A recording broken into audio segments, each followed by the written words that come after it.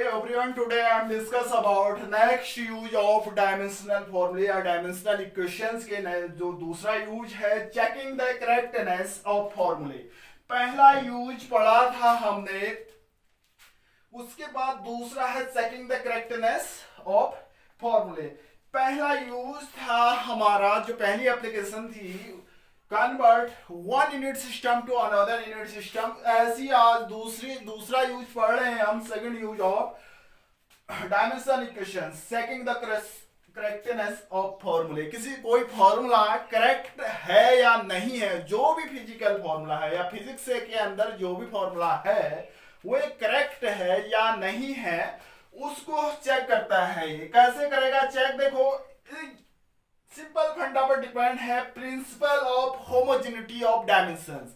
Means हमने कहीं mathematics में पढ़ा था, कहीं इक्वेशन पहले एलएचएस और आरएचएस होते हैं। किसी फॉर्मूले की बात करते हैं, दो क्या होते हैं उसमें, एलएचएस और आरएचएस होते हैं। एलएचएस आरएचएस के इक्वल होता है। जब हम कोई वेरिएबल की वैल्यू पुट करते हैं तो एलएचएस और आरएचएस क्या आते हैं, लगभग सेम आती है, तब हम क्या कहते हैं, ये इक्वेशंस करेक्ट है। यानी ये किस पर डिपेंड है, principle of homogeneity of dimensions, checking the correctness of फॉर्मूले। तो हम करते हैं, मैथ्स में पढ़ा होगा क्यों उसमें क्या होता है, जैसे हम किसी लीनियर इक्वेशंस की बात करते हैं, वहां पर एलएचएस और आरएचएस होते हैं।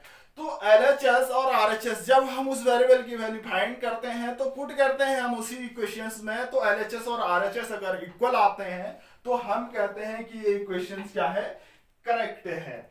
तो ऐसी हम कोई फिजिकल रिलेशंस, यानी फिजिक्स में जो भी रिलेशंस है वो करेक्ट है या नहीं है, हम कैसे मेजर कर सकते हैं? Principle of homogeneity of, simple fact है, एलएचएस और आरएचएस में कोई फिजिक्स का फॉर्मूला है, उसमें एलएचएस और आरएचएस में हम क्या करते हैं, डायमेंशंस वेरी कर देते हैं। पहले एलएचएस में करेंगे फिर आरएचएस में।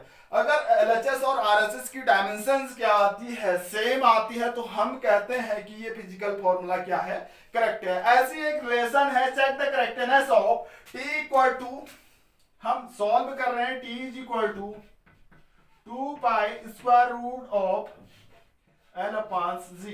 एक लेसन पढ़ा होगा आपने, सिंपल पेंडुलम का time period, T is equal to 2 pi square root of L upon G. T time period है उस सिंपल पेंडुलम का, 2 पाई जो है कांस्टेंट है, एल क्या है उस पेंडुलम की लेंथ है, जी क्या है एक्सलेशन ड्यू टू ग्रेविटी है।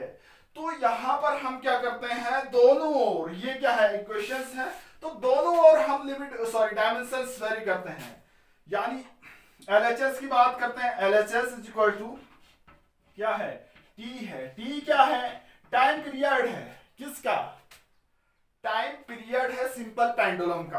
अगर हम इसमें क्या करते हैं, डायमेंशंस वेरी करते हैं, डायमेंशंस वेरी करेंगे, डायमेंशंस वेरी करेंगे, तो टाइम का जो टाइम पीरियड है, जो टाइम का डायमेंशनल फॉर्मूला होता है वही क्या होता है, टाइम पीरियड का होता है। ये टी क्या करेंगे हम स्क्वायर ब्रैकेट के अंदर डाल देते हैं।